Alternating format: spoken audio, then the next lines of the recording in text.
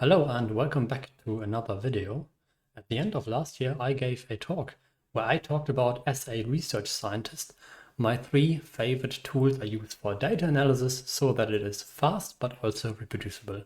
And today I want to take 2 core ideas from this talk and apply them to just one of those 3 tools, which will of course be Vim. If you have never heard about Vim or Neovim, don't worry, I will explain everything. But first, Otters.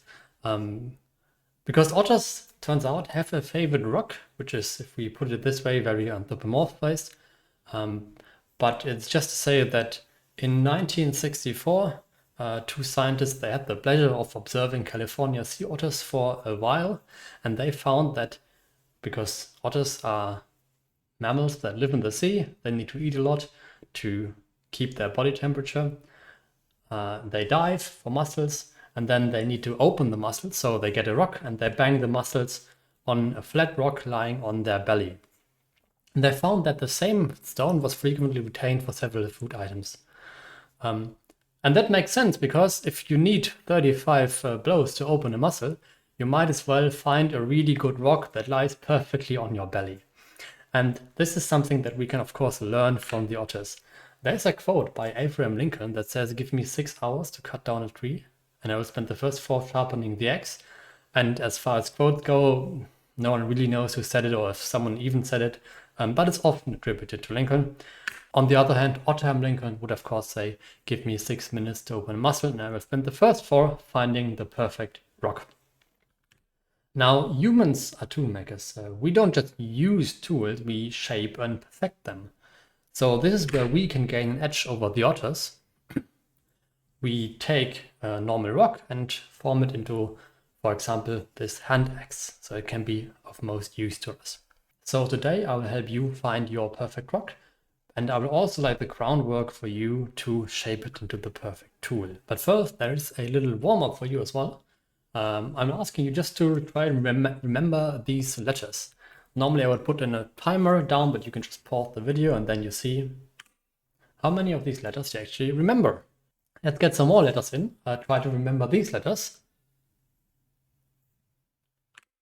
And I'm guessing you just all remember the sentence on the previous slide, because it's just one sentence, right? But it has the same number of letters as the random letters. Now this is where one piece from psychology comes in, where the core idea from Miller et al. In 1956, actually, back in the day, was that we think of one piece of information as a chunk in our memory, and we can keep about 7 ± 1 chunks in our working memory. They call this like the magic 7 ± 1. And well, how can we think bigger thoughts? We just combine thoughts into concepts. Like we take letters into words and words into sentences and sentences into concepts. And we can form these big ideas using this. And today we will optimize our workflow using these 2 core ideas. You want to find your perfect rock. You want to take this perfect rock and make it into a perfect tool for you. But then we want to use this idea of chunks and working memory. Now, Vim and Neovim are both text and code editors, and Vim has been around forever, basically. And I will be focusing not on the Vim or Neovim part, but more on the idea of Vim motions, which you find not only in Vim and Neovim, but also in other editors. And so you can take this idea and apply it to different things. In order for me to show you what's happening, let me actually show keys in the bottom corner here. So the best way to get started actually is, as soon as you open Vim or Neovim, you type this here :tutor, and this will lead you to the tutorial, which I really recommend. But just for the sake of argument, let me explain a couple of core concepts, such that you know why it's actually worth learning it, and why this can be your perfect tool to enable you to think bigger thoughts. Now, Vim is a modal editor. That means when we are thrown into the editor, we are in so-called normal mode. And then that means pressing a key does not insert that key into our text. Instead, it does something else. For example, J and K move our cursor up and down. And we call these motions in normal mode.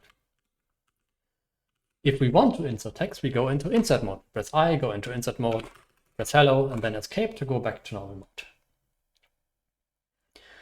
mode. Next to insert normal mode, we also have the visual mode. We press V to visually select something, and then we can apply operations to it.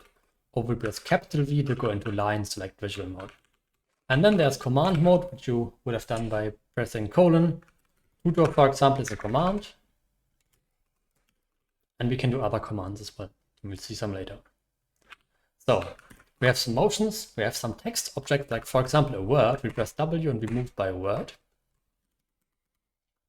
Or B to go back by a word. And then we have operations, like for example delete. If I press D, it's waiting for a motion.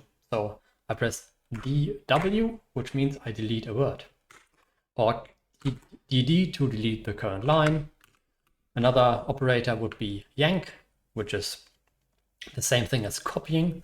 I can yank a word. I have now copied it. I can paste it with P. Or O to open a new line and go into insert mode right below. Let's do some examples. Another operator is change. I can go to this word, inner for example, and I want to change it.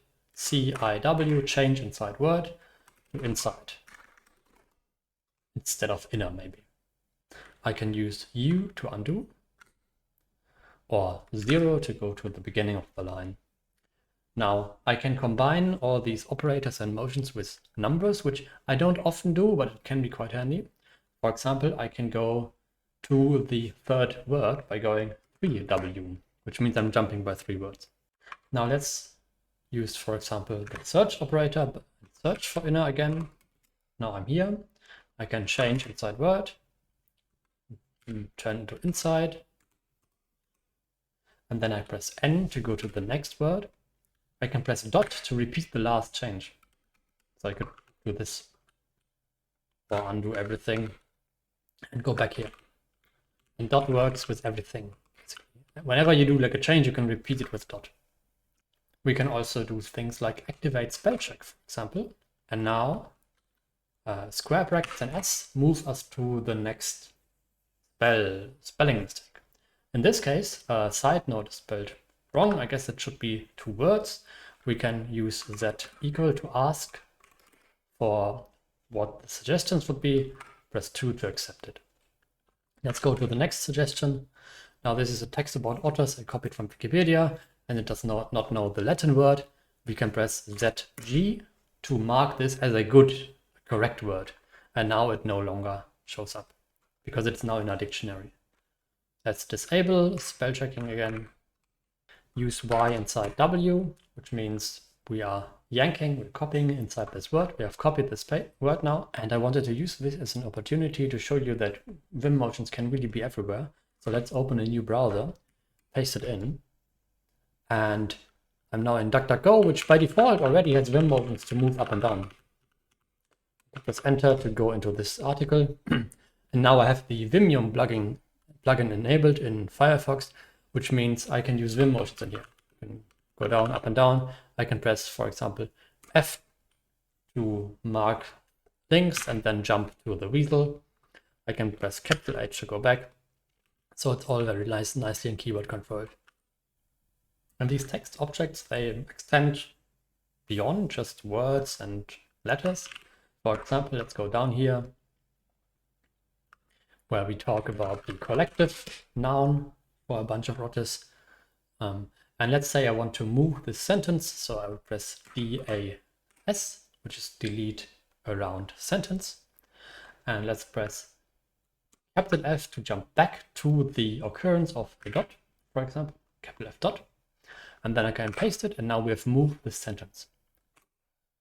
This would have been a bit tedious if I had to manually mark it, extract it, and then paste it back. Also, let's show a little bit of an example about command mode, where, for example, we can visually select this paragraph.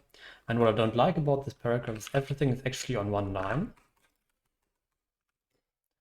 but it's just wrapping around. So what I want to do now is make every sentence its own line. So I want to visually select this, I press colon to go into command mode, but now a command mode that operates only on the current range. I want to press S to substitute something. I want to search for something, and in this case I want to search for a literal dot followed by a space. And I want to replace every one of these with a line break. Right now it only does one of these, but I want to do it globally on the line, which means every one of these occurrences will be replaced. And now we have every sentence on the new line. Now everything I've showed you so far works in just vanilla Vim or Neovim without any plugins or configuration. And it of course also works on code. You can do select stuff here and do a bunch of really advanced things.